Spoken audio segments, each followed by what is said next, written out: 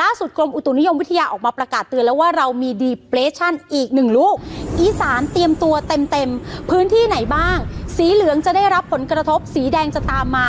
นี่คือ depression ลูกล่าสุดค่ะ17 18 19 20 21เป็น depression นะคะตามประกาศแล้วคนที่บอกว่าจะต้องเตือนจังหวัดไหนบ้างคือคุณศาสินเฉลิมลาภค่ะเขาบอกว่า depression ลูกใหม่มาเร็วกว่าที่ผมคิดพรุ่งนี้เคลื่อนตัวเข้าภาคอีสานครับหนองคายบึงกาฬนครพนมสกลนครมุกดาหารยกของขึ้นสู่ที่สูงเถอะค่ะ